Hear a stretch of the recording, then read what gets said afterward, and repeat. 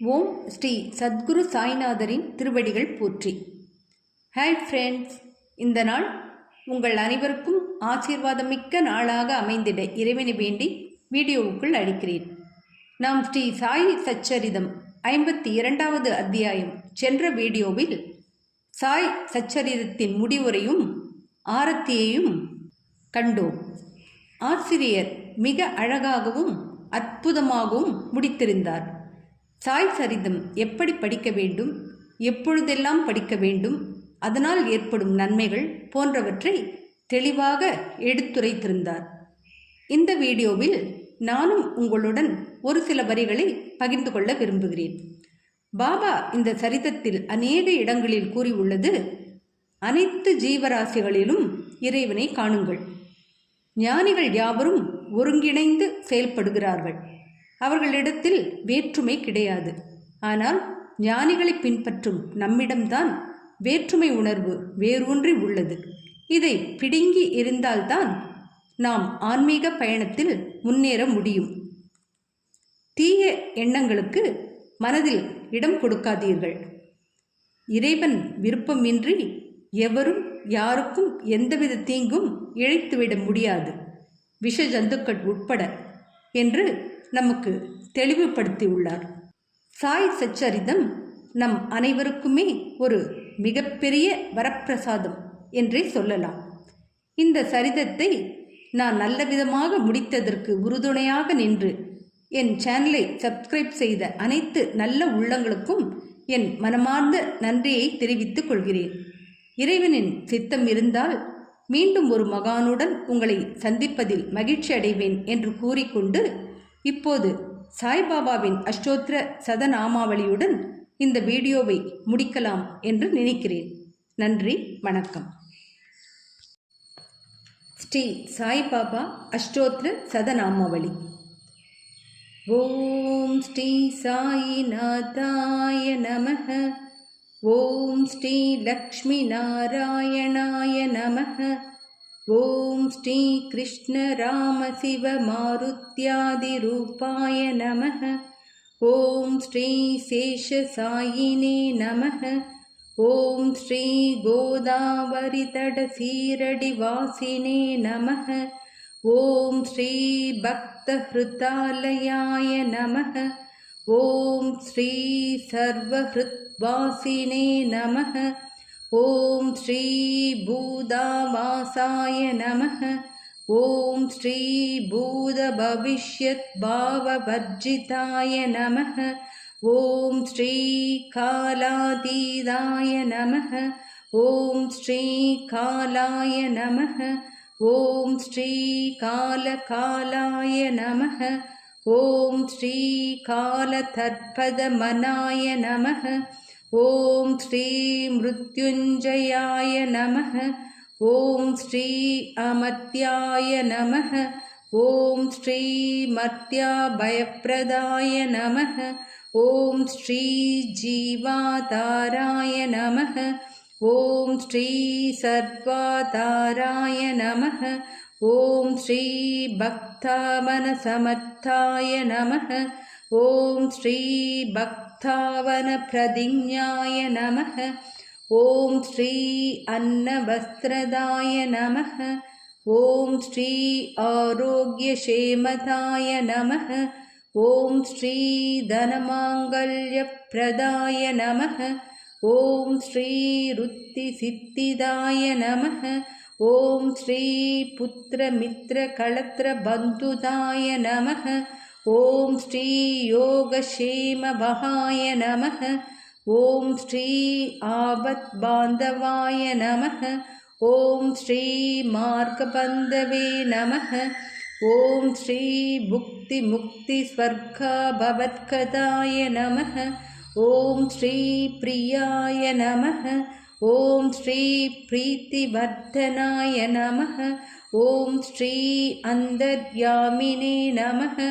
ஓம் ஸ்ரீ சச்சிதாத்மனே நமஹ. ஓம் ஸ்ரீ ஆனந்தாய நமஹ.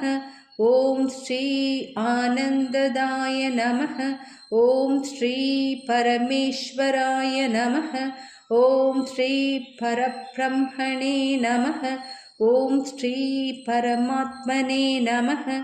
ॐ श्री ज्ञानस्वरूपिणे नमः। ॐ श्री जगदपित्रे नमः। ॐ श्री भक्तनां मातृदातृपितामहाय नमः।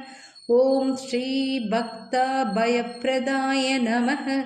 ॐ श्री भक्तपराधीनाय नमः। ॐ श्री भक्तानुग्रहकादराय नमः। ॐ श्री शरणागतवत्सलाय नमः। ॐ श्री भक्तिशक्तिप्रदाय नमः।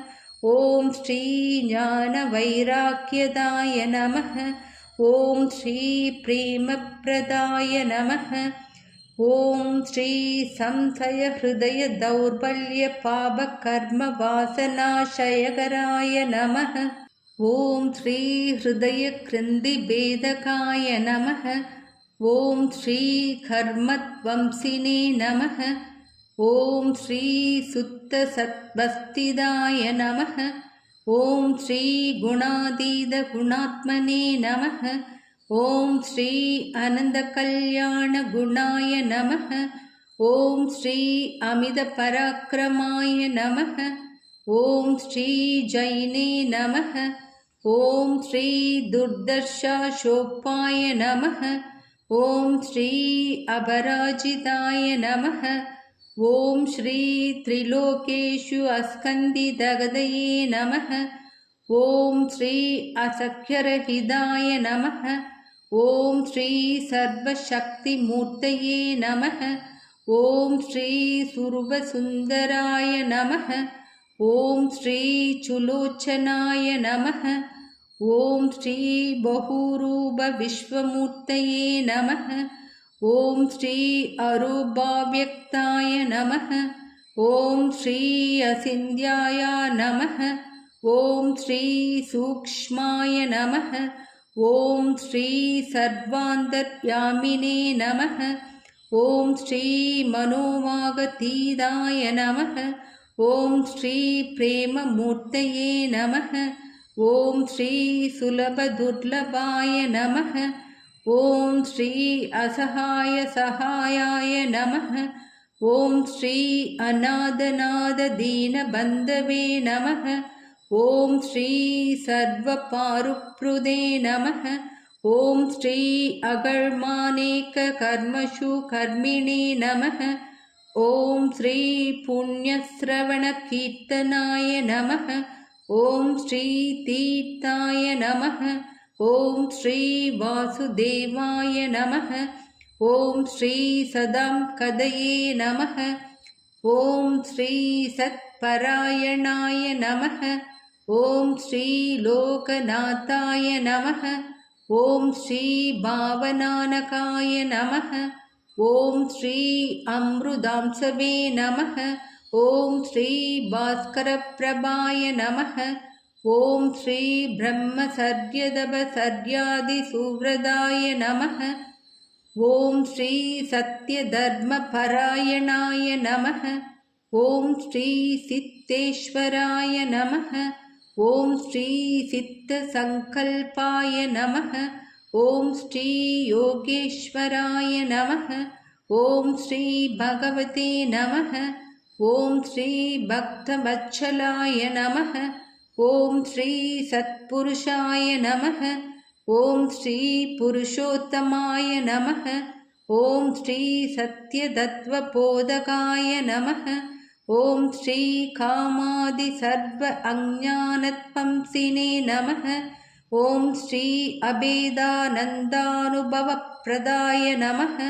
ॐ श्री समसर्वमदसम्मदाय नमः। ॐ श्री दक्षिणामूर्तये नमः। ॐ श्री वेङ्कटेशरमणाय नमः। ॐ श्री अद्भुतानन्दचर्याय नमः। ॐ श्री प्रपन्नार्तिहराय नमः। ॐ श्री संसारसर्वदुःखक्षयकराय नमः। ॐ श्री सर्ववित्सर्वतोमुखाय नमः। ॐ श्री सर्वान्तर्बहिस्थिताय नमः। ॐ श्री सर्वमङ्गलकराय नमः। ॐ श्री सर्वाभीष्टप्रदाय नमः। ॐ श्री समरससन्मार्गस्थापनाय नमः। ॐ श्री समर्थसद्गुरुसायिनाथाय नमः।